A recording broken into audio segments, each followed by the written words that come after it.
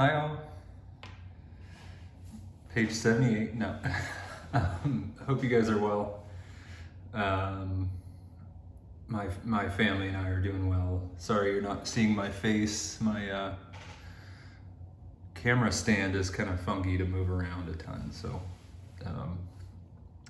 But I hope you're doing well. I hope this video goes okay. I hope you can see and hear me okay.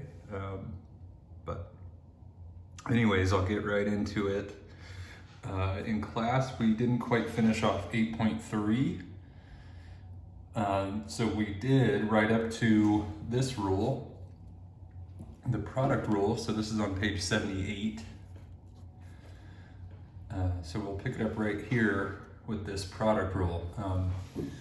So one of our very important rules regarding roots, you can see here the rule states the nth root of something times the nth root of something else equals actually the nth root of that entire product, a times b. This is going to help us simplify. This is going to help us solve equations eventually.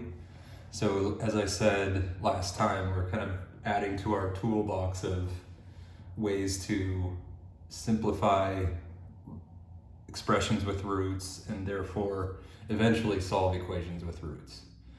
Similar to how we were learning how to factor to eventually solve, we're learning how to kind of simplify these expressions with the idea of eventually solving equations.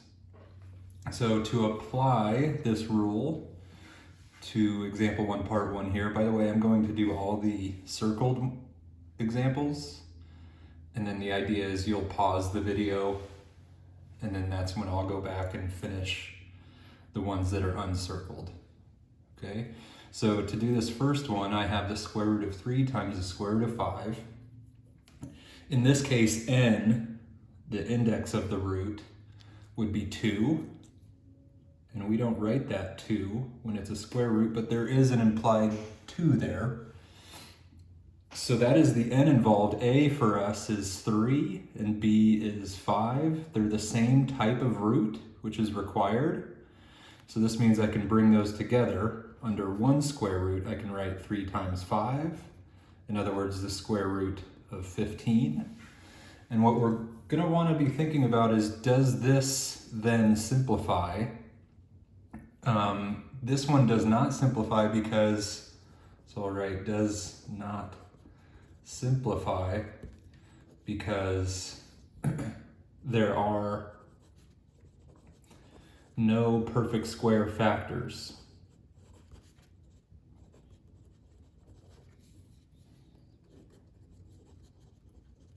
In 15. The calculator too, if you want to just see what that would look like, the square root of 15, if you press equals, it just says the square root of 15, and that tells me, yeah, that there's no simplification there. The calculator will automatically do a simplification if there is one. So that's it for that one, the square root of 15. So I'll leave this part 2 for you guys. I'll come back later and do that. But for now, I'll skip past it. So part 3, this is now the cube root times a cube root.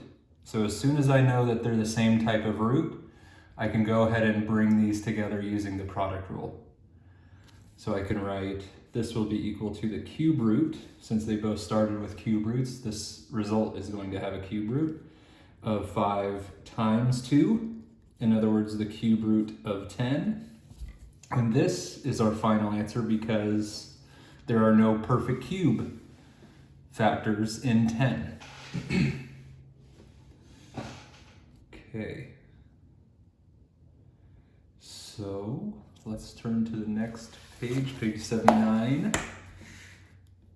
Looks like I'm leaving these 2 at the top for you all, and I'll come down here. So how do we simplify using this product rule? One way to do this first one would be to plug it into the calculator. As I've been saying in class, don't forget, we're not doing math on a desert island. Excuse me, a desert island. Let me get a drink of water. So calculators are good. Please use them. But how to use this, or how to simplify this using the product rule. So just like we can bring different factors together, we can separate them.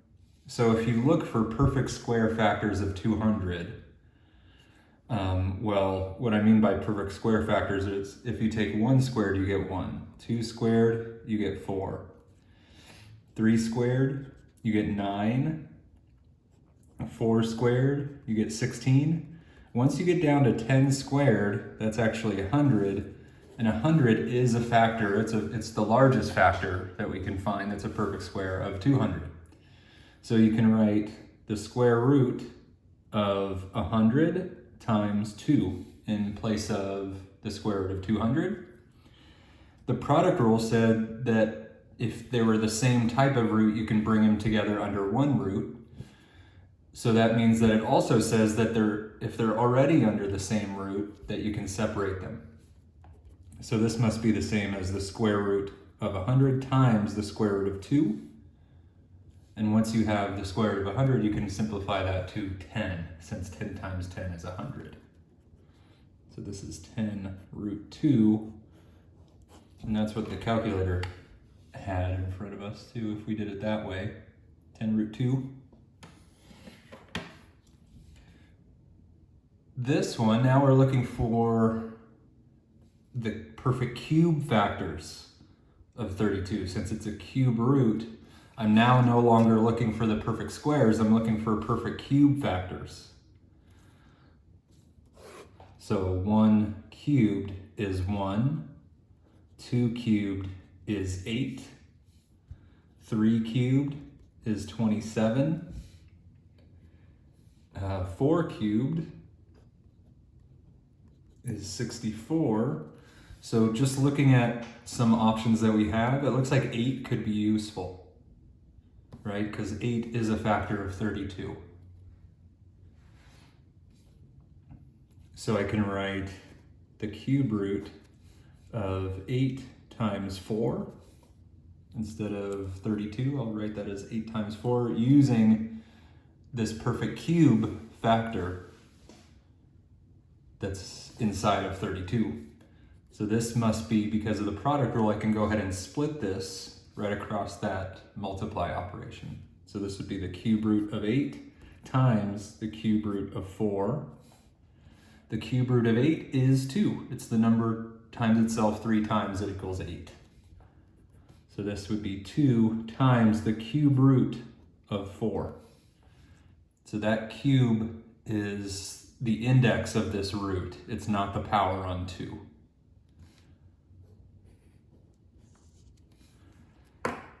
Sometimes the calculator has a harder time with these cube roots. Like if I type in, you can see the cube root is right about there on my calculator.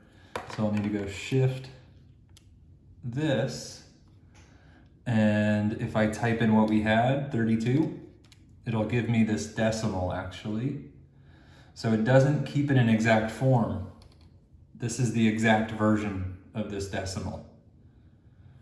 So actually the calculator kind of doesn't fail us, but it doesn't do the exact job that we want in that case. I'll leave this one for you all. Get another drink of water apparently.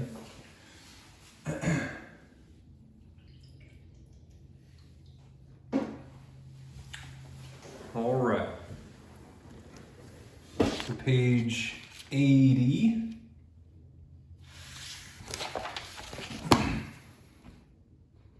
So here we are, page 80. I'm leaving this one for, maybe I'll do this one. I'll do this one. So let's see, the instruction was simplify, right here, simplify by factoring. So let's see if we can do this. This is a square root of 48x cubed. So inside of 48, there's a perfect square factor, specifically 16.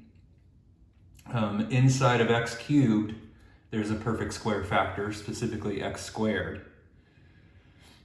So what I can do is split this up, I can say the square root of 16 times 3 times x squared times x. This would be the exact same thing as what we had originally.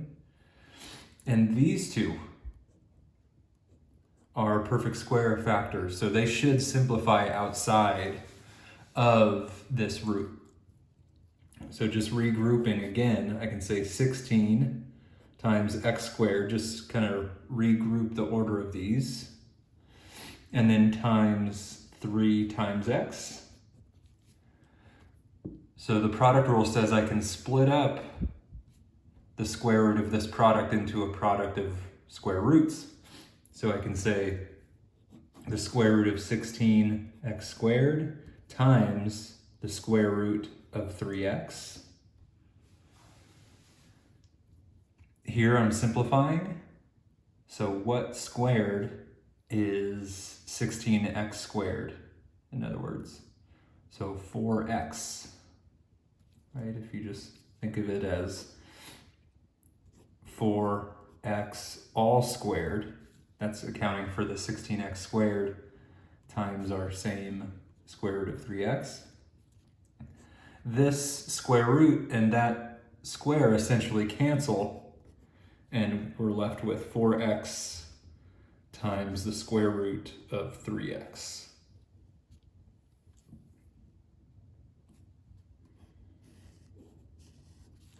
So I'm saying dot dot dot here because there's a detail. So, but it actually is more correct, technically correct, to simplify the square root of something squared as the absolute value of a, or that thing squared. So the square root of a squared isn't just a, in other words, like I did here. It technically should have been the absolute value of a. So technically I should have had 4 times absolute value of x times the square root of 3x.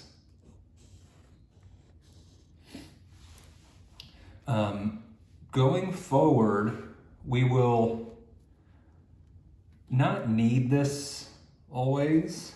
We're going to eventually assume that all the inputs are positive anyways, but for now we're going to kind of work on this detail a bit. So here's a worked out example. So the square root of 300xy squared, if you split that up again with respect to perfect squares, since we do have a square root, then we would have 100y squared. I'm pulling out the factors of this radicand that are perfect squares, so 100 and y squared. And then I have this 3 times x, right? This accounts for what we had originally. And then splitting it up across here using the product rule. And then simplifying. At this stage, rather than just simply canceling, really I need to cancel but then include these absolute value bars. 10 times y, really the only thing that's possible to be negative would be the y. 10 is just 10, so 10 can come out of that absolute value, just leaving 10 times absolute value y times root 3x. In general, when you have even powers, this needs to occur. Technically, this needs to occur. This simplification does not just give you a, but it actually gives you absolute value of a when n is even. If n is odd, we don't need to do this at all. So here's what I mean by that. So when we have x to the 10th power in a square root, that'd be the same as the square root of x to the 5th squared, right? Because powers to powers multiply.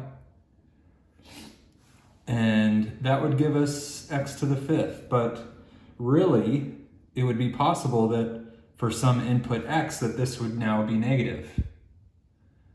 And we would be saying that out of a square root came a negative number. And that's not allowed to happen. And that's the reason why really it's technically more correct, or correct really, to say the absolute value of x raised to the 5th. That way this is not going to be a negative result out of a square root. For the cube root, we can have negative numbers come out of cube roots or any odd root. So even though we make this same cancellation, we do not need absolute values. So do not need for odd roots.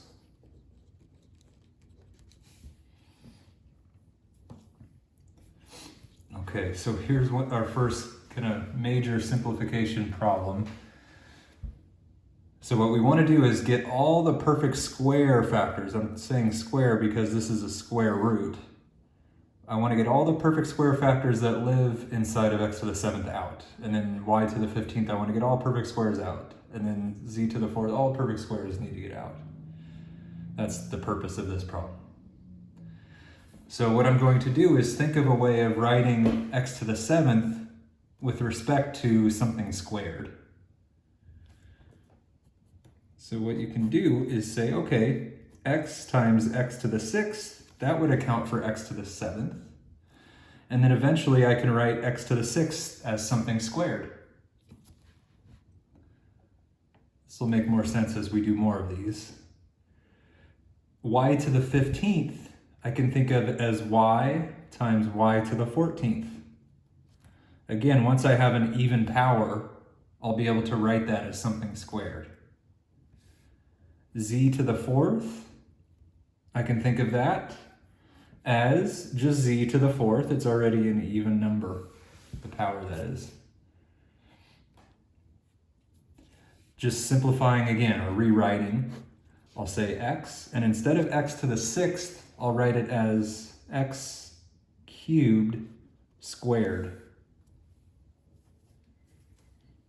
X cubed squared is the same as x to the 6th because powers to powers multiply, so 3 times 2 will give us this 6. Now for the y, I have just y times y to the 7th squared. Right? This now accounts for the y to the 14th. I'm writing all these as squared so that eventually I'll get a simplification with this index of 2 root. Okay, and then I have z to the 4th. That'd be the same as z squared squared. So now I'm going to regroup all of these things that are squared. I'm going to kind of bring them up front. So I have the square root of x cubed squared, y to the 7th squared, and z squared squared. And then I have everything that wasn't written as something squared left behind. So times x times y.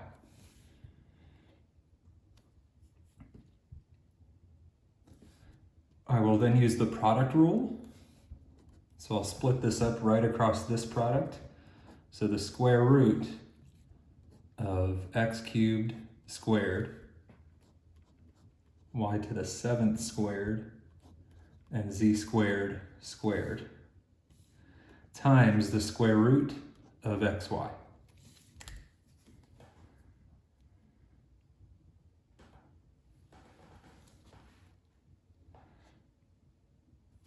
Now that I have every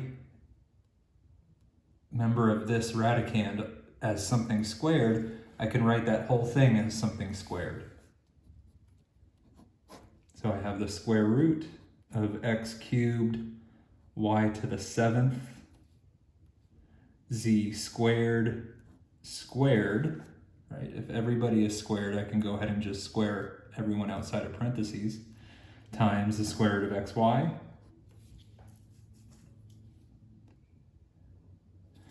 And now when this cancellation occurs, I need to use absolute values around the thing that was inside the square root, in other words, the radicand. So I would have the absolute value of x cubed, y to the 7th, z squared, times the square root of xy. Now for z, since it's raised to an even power, it does not need absolute value because the even power is already going to correct negatives into positives. So technically you could bring the z squared outside of the absolute value. And since the other variables have odd powers, we need them inside the absolute value because those odd powers won't correct negatives. So we have z squared times the absolute value of x cubed y to the 7th times the square root of xy. Fun. On to the next page. Page 81. Let's try another one. Okay, so I have a fifth root of all this stuff. Again, we were trying to simplify. So inside of 64, I'm wondering, is there a perfect fifth power? And just offhand, I know that 2 to the 5th is 32. And I know that 2 times 32 is 64, so I can use this. So I can write the fifth root of 2 times 2 to the 5th. That'll make the 64. X to the 4th, I can't write x to the 4th as something to the 5th power because the degree is insufficient, right? This 4 doesn't meet the index of the root. So no simplification will happen with x. Y to the 26th, that 26 definitely meets the minimum requirement of 5 here to have a simplification. But 26 is not a multiple of 5. So what I want to do is actually rewrite y to the 26th as y times y to the 25th. Anything that has a power that's a multiple of 5 will then simplify outside of this fifth root. For the p to the 11th, the 11 is not a multiple of 5, but 10 is, so I'll rewrite it as p times p to the 10th. So all of these things with powers that are multiples of 5, I'm going to slide to the front.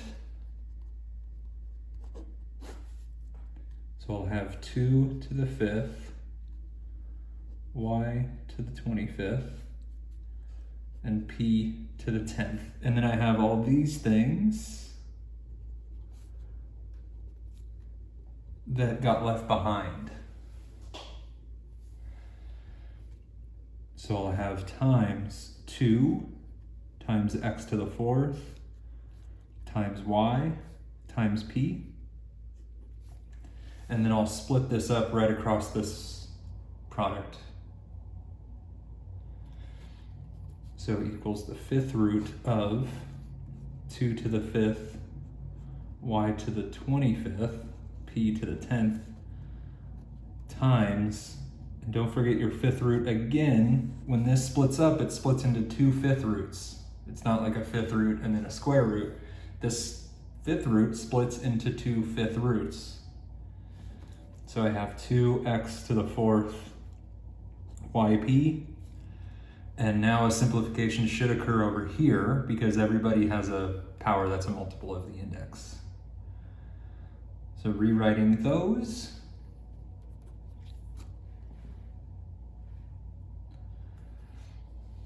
So I'll write the fifth root of 2y to the 5th, p squared, all to the 5th.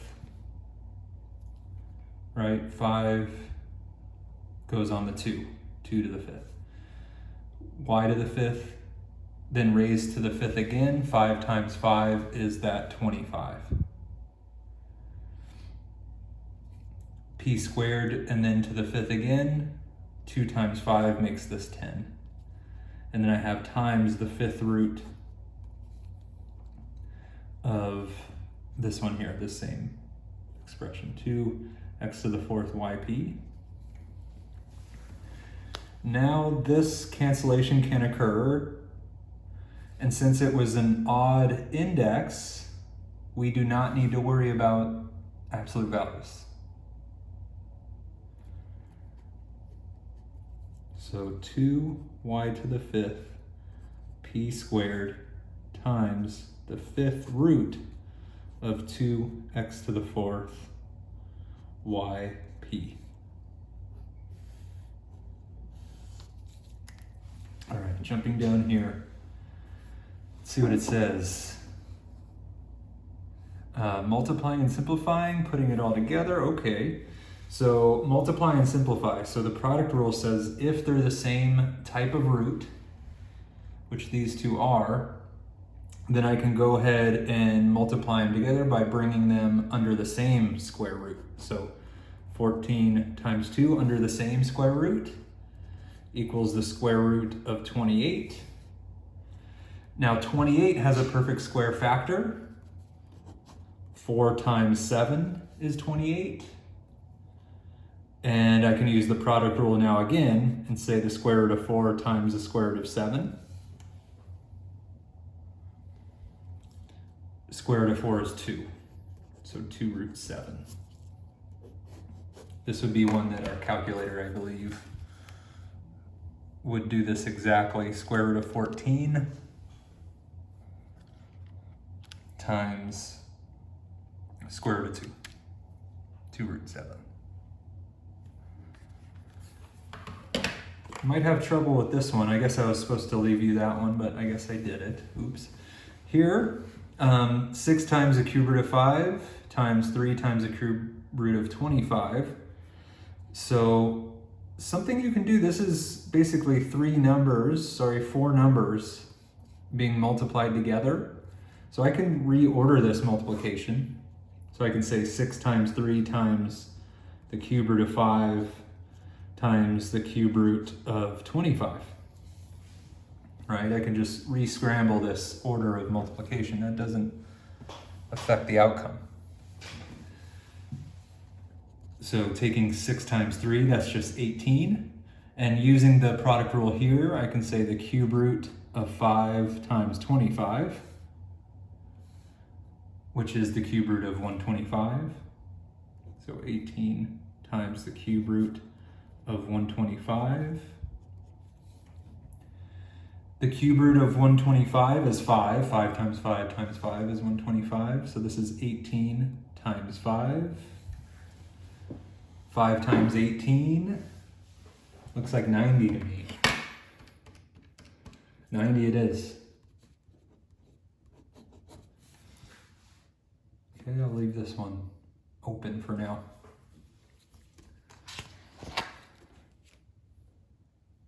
Okay, so page 82.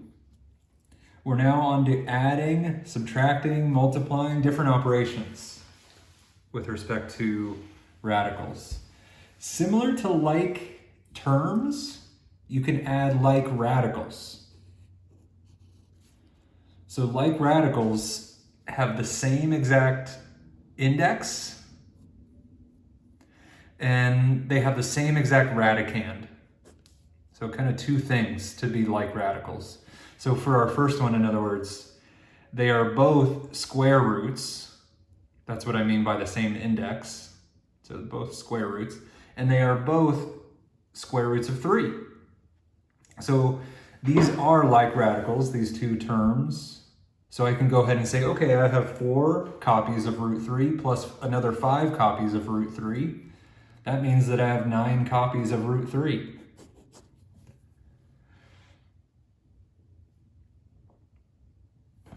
Here, I have the cube root of 5, the cube root of 5, the cube root of 5. So I have 3 like radicals. So I can say, okay, I have 9 cube roots of 5, and then I take away 14 of them. That means I now have negative 5 cube root of 5s. -5 and then add 6 cube root of 5s. I have just cube root of 5.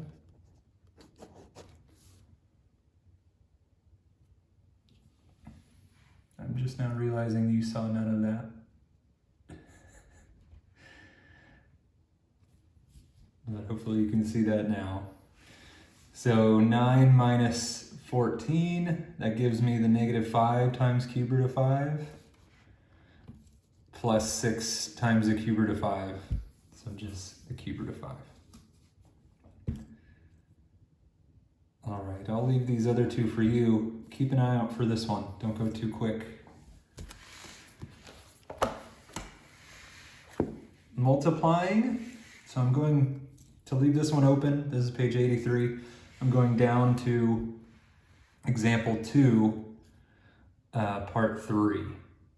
Remember we had this FOIL? We're basically just using distribute and FOIL just with respect to these maybe new expressions with roots. So here I have a number and this entire result is being multiplied by this entire result. So you can use that FOIL process. So the first combination will be this. The outside combination, so the O in FOIL, will be this. The I is this combination. And then finally the last will be this combination there. So the F, 5 root 3 times 2 root 3, is 10 times the square root of 3 squared. That might have been too much, too quick. I'll just write them out. So I'll write them next to each other for now. So I have 5 root 3 times 2 root 3. So that's the first combination. And then I go to the outside. So I have 5 times -4. I'll just leave that separate though for now. So plus 5 root 3 times -4 root 2. That's my second combination. That's the O. Then the I will be 6 root 2 times 2 root 3. Then I'll need to skip down. I'm running out of page. So this is F, O, I. And then the L will be this last term, this 6 root 2 times this -4 root 2. So now I need to basically simplify further, combine these like terms if there are any. So I can reorder this multiplication. So I can say 10 times the square root of 3 times 3, using the product rule at the same time. Then I'll have minus 20 times the square root of 3 times 2. Then I'll have plus 12 times the square root of 2 times 3. Then minus 24, that's the 6 times the -4, times the square root of 2 times 2. Simplifying further, the square root of 9 essentially will be 3, so 10 times 3. Minus 20 times the square root of 6. The square root of 6 does not simplify further. Plus 12 times the square root of 6. Minus 24 times 2, which is the square root of 4. Here I have 30 minus 48. And then here I have actually like radicals. So negative 20 copies plus 12, I have negative 8 copies of root 6. So this is negative 18 minus 8 root 6.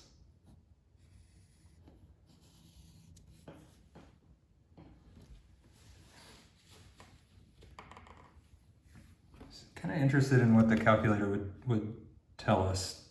Just typing in all this from the start. So 5 root 3 plus 6 root 2. Need to end that. Root, parentheses, new parentheses. and then 2 root 3 minus 4 root 2. Same thing. Just a lot quicker.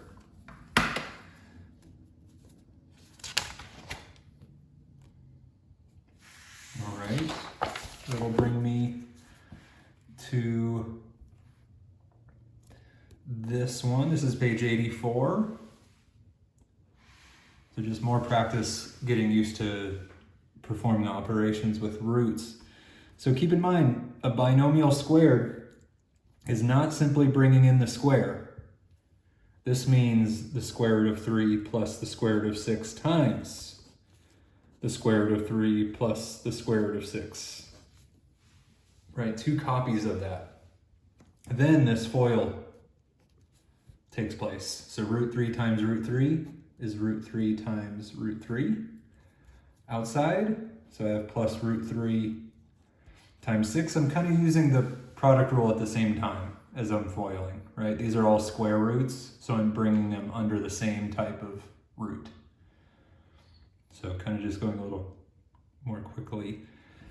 The inside, so I've done the outside already. So the inside is another square root of 6 times 3. And then the last I'll have plus the square root of 6 times 6. Now simplifying, this will be the square root of 9, which is 3, plus the square root of 18, plus the square root of 18, plus 6, right, the square root of 36. Then 3 plus 6, 9, and I have like radicals here, so that'll be 2 root 18, but inside of 18 is a perfect square. So 3 squared is 9, so 3 squared times 2. So I can say 9 plus 2 root 9 times 2 for 18. And then product rule, I can split that up right there and say 9 plus 2 times the square root of 9 times root 2. So this is a 3. 2 times 3 is 6. So I can say 9 plus 6 root 2. I'm going to check that because that went a little strange. So square root of 3 plus the square root of 6. And then squaring all that. I hope you can see all this. 9 plus 6 root 2. So same thing. Calculator does that very quickly. I'll leave these other 2 for you, and then I'll come back later. Page 85. Okay. Yep, we have a couple more things to talk about. So page 85. Here we're getting into what's called rationalizing. So rationalizing will pop up in your homework for sure. It'll come up for sure in calculus if you go onto that course. Basically, we want to write the denominator. We're rationalizing the denominator in this case. We want to write this denominator without any roots. And a typical way that we do that is by using what's called the conjugate. Just to give you a quick overview of what a conjugate is, if this were our problem, then the conjugate of the denominator would be the exact denominator, except now it's plus instead of minus. The conjugate of the denominator here would be root 6 plus root 2. Right? So the conjugate of the one that we have currently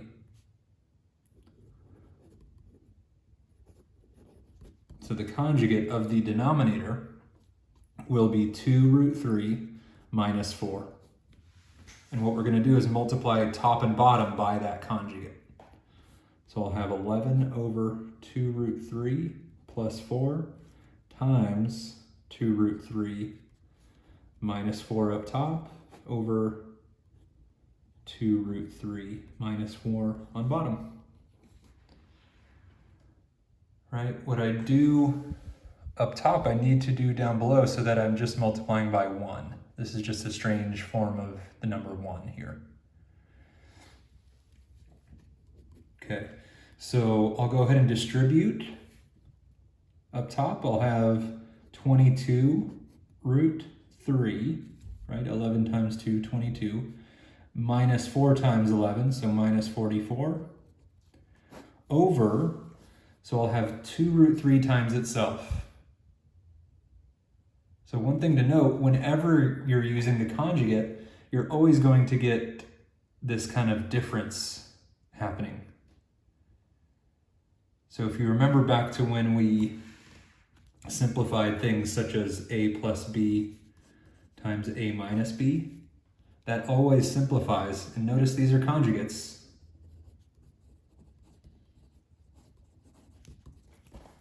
As a squared minus b squared, the difference of squares. You will always get a difference of squares if you're using the conjugate. So it should be that the result of this is simply 2 root 3 squared minus 4 squared because of that difference of squares.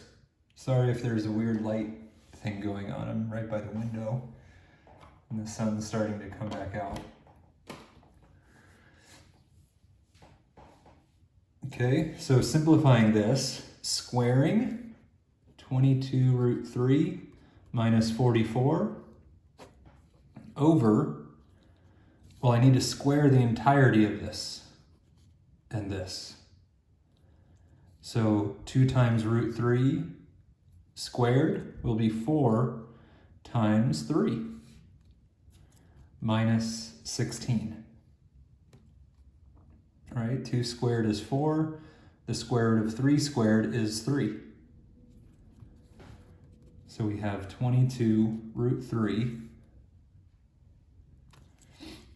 minus 44 over negative 4, it looks like. And I can take a 2 out of everything, right? The 4, the 22, the 44. So I'll say 11 root 3 minus 22 over negative 2. I'll leave this one for you. I'll come back to that.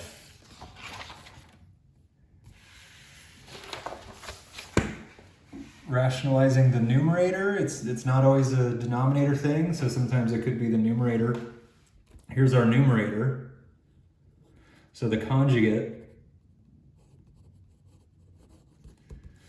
will be exactly itself except the operation in the middle changes. So it's going to be plus root x instead of minus. So I'll multiply the top by this conjugate and I'll multiply the bottom by this conjugate. So I have the square root of x plus 5 minus the square root of x times the conjugate x, square root of x plus 5 plus the square root of x. This is over 3, and this is over itself.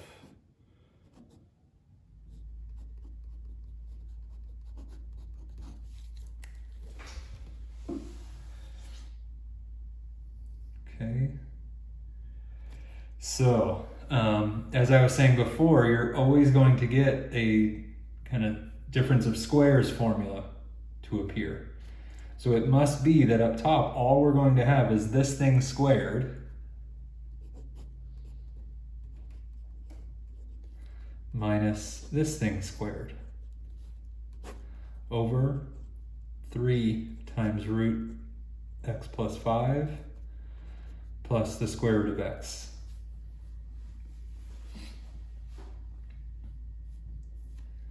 So finally I have, if I actually square now, these cancellations occur, right? The square root squared cancels just like the square root of a square cancels. So I'll get x plus 5 minus x over 3 times the square root of x plus 5 plus the square root of x. So these cancellations occur. I have 5 over 3 root x plus 5 plus the square root of x. Okay, finally, onto 8.5. This is a longer video than I intended. This is a part of my learning process too. Okay, that's why they have the pause button, right? So just like we have the product rule for radicals, we have the quotient rule. So we have a multiply property, the product rule in other words, and we have a divide property, this quotient rule. So if you have the same type of root and you're dividing, you can bring those things under that one root. It's kind of as simple as that. And you can go either direction, just like the product rule does, right? We can use sometimes it going from right to left, or we can go from left to right like we're about to. So simplify using the quotient rule. This is a square root, so I can split this into the square root of 4x to the 5th over the square root of y to the 12th. We're going to simplify this and use absolute values where necessary.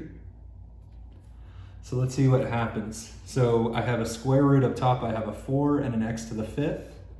So I can rewrite that as 2 squared times x to the 4th over the square root. I have a power of 12, so that means I can write y to the 6th squared. I'm writing these as squares or multiples of 2 because of our index of 2. Now I can move everything up top, all these things, out front. So this is equal to the square root of 2 squared x to the 4th times x over, and down here I can actually already simplify. So I can go ahead and just cross these out. Technically, I do need absolute values. Since this was an even power, I do need those absolute values, although the power that's remaining is even, so this even power will already destroy any negatives, so the absolute values are redundant. So I'll just rewrite it with no absolute values. So y to the 6th. And rewriting here as something squared, I can write the square root of 2x squared squared times x over y to the 6th.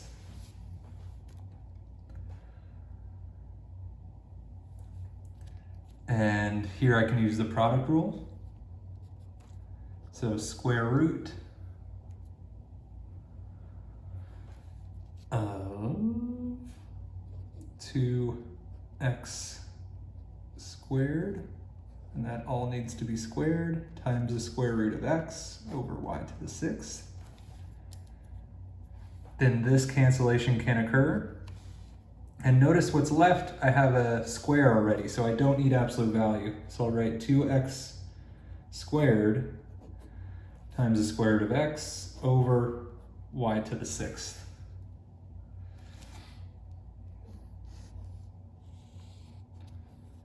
It's hard to understand why this is more simple than that, but it is.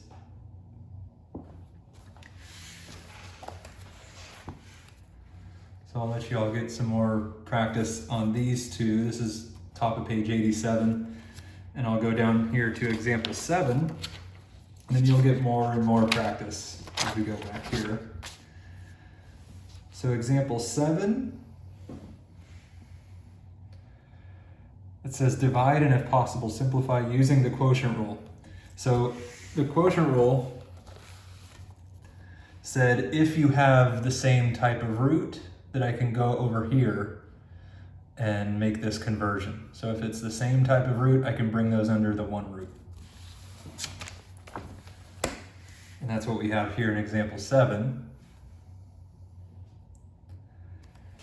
They are both square roots, so I can write one square root where we have 50x to the 7th over 10x. I can go ahead and divide 50 divided by 10, so I have the square root of 5. X to the 7th divided by x, that's x to the 6th. And now I'm wondering if this simplifies. Square root of 5 does not simplify. There's no perfect square factors inside of 5. But x to the 6th I can think of as 5 times x cubed squared. Right? And this is all, by the way, happening under a square root. So this will simplify. All right, so I'll go ahead and split that across there using the product rule. So square root of 5 times the square root of x cubed squared. When this simplification happens, I do need the absolute values, and they do need to stay because it's x cubed. And that odd power will not destroy negatives. So I do need these absolute values. So I'll have square root of 5 times the absolute value of x cubed. It's more typical to write absolute value of x cubed root 5.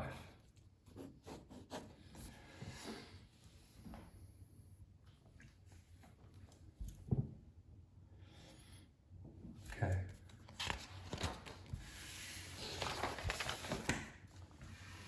Here's page 88, leaving these open. Rationalize the denominator. So this one says rationalize the denominator. So basically I want to figure out a way of writing the square root of 6y without a root. Basically, excuse me, one sec.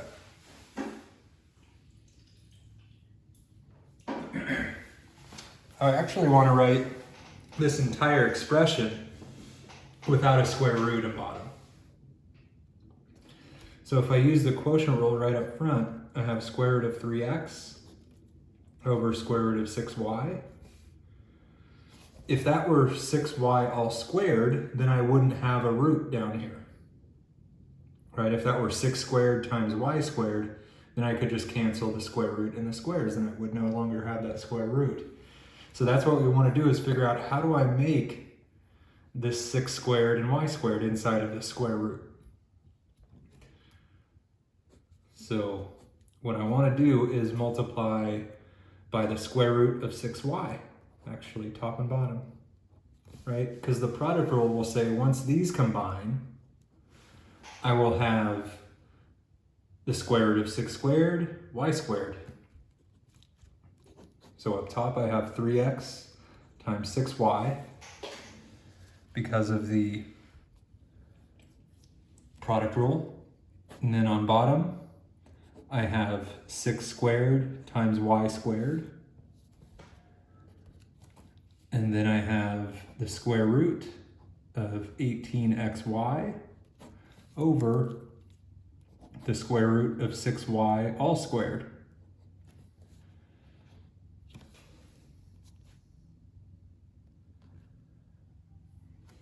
So after this simplification occurs, I do need absolute values. So I'll write square root of 18xy over absolute value of 6y, because that power on y is odd. I do actually need these absolute values, so they will stay at least around the y. The 6 actually doesn't need them because it's positive 6 regardless.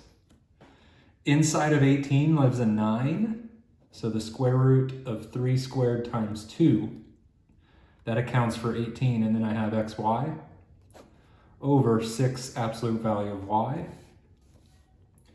Then the product rule says I can split that up right there. So this is the square root of 3 squared times the square root of 2xy over 6 absolute value of y.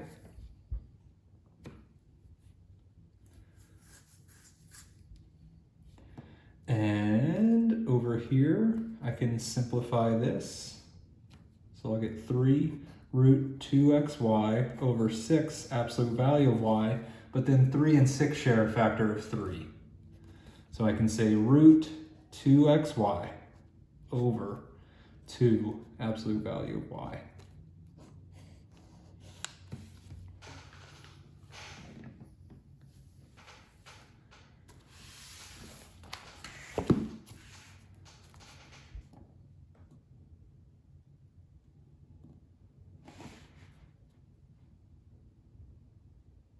Okay, so part 4, page 89, kind of more of the same. We want to rationalize the denominator. This is a 5th root in this case. So instead of having 2x squared and y, I want to figure out how can I make this 2 to the 5th, and x to the 5th, and y to the 5th. So a way of doing that is by taking 10y, I'll just write it over here, so my page is kind of messy. We have 5, the 5th root of 2x squared y. So I want to multiply by a 5th root of 2 to the 4th x cubed and y to the 4th. What I do to that denominator, I need to do that exact same thing to the numerator, so I am just multiplying by 1 in actuality. So 2 to the 4th x cubed y to the 4th. You might be wondering, yeah, why? Why this? This is a 5th root. So when I get all these objects written as powers of 5, I get a simplification. Right now I have a 2 to the 1st, so I need a 2 to the 4th to make it 2 to the 5th. Here I have an x squared, so I need an x cubed, so I can make it an x to the 5th. Y to the 1st, I need a y to the 4th, so I make a y to the 5th. So it'll be 10y times the 5th root of, I'll just write 16 instead of 2 to the 4th, x cubed, y to the 4th, over the 5th root, and now I have everything to the 5th power, 2 to the 5th, x to the 5th, and y to the 5th. I'll write those powers just on the outside of parentheses. So I have 10y, and then the 5th root of 16x cubed y to the 4th, over the 5th root of 2xy all to the 5th. When this cancellation occurs, we do not need to worry about absolute values. Whenever the index is odd, we don't need to worry about that. So we have 10y, the 5th root of 16x cubed y to the 4th, over 2xy. And now 2 goes into 10 5 times, and y goes into y once. So 5 times the 5th root of 16x cubed y to the 4th over x.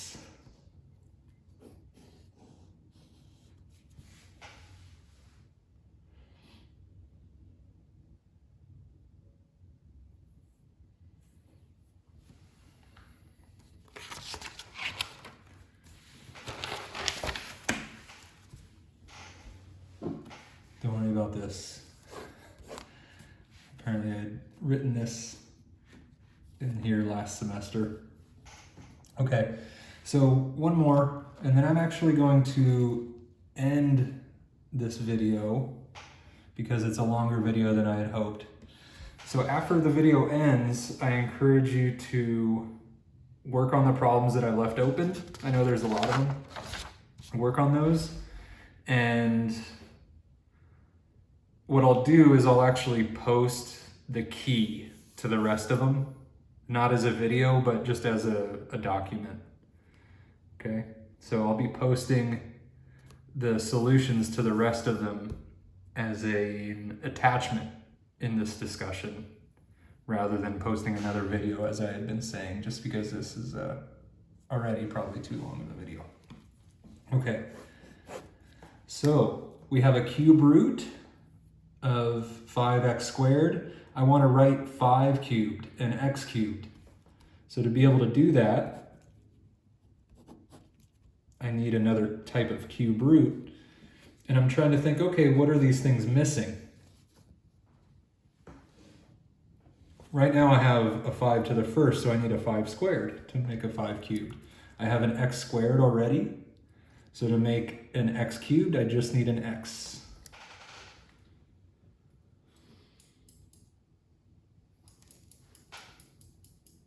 One sec. So what I do down there, I need to do up top so that this is just a version of 1, right? This is just some version of 1. That's the point. I'm not actually changing the value of this thing. I'm just rewriting it.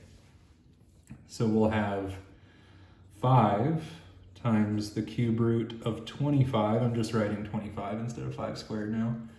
Times x over the cube root of, I'll have 5 cubed, because 5 squared times 5 is 5 cubed. And then x squared times x is x cubed. So now everything in the denominator is written as something cubed. So bringing that cube out, we'll have 5 cube root of 25x over the cube root of 5 times x, and then all cubed. Sorry, I'm kind of running into this next problem. This cancellation then occurs. It's an odd index, so no absolute values needed.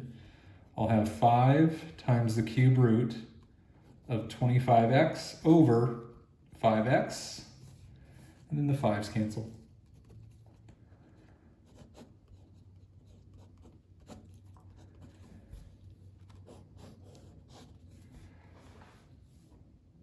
All right, so there's our first video. I encourage you to go back and work on the ones that I left open. And what you'll see is an attachment with those problems worked out rather than another video, because I think that might just take too long.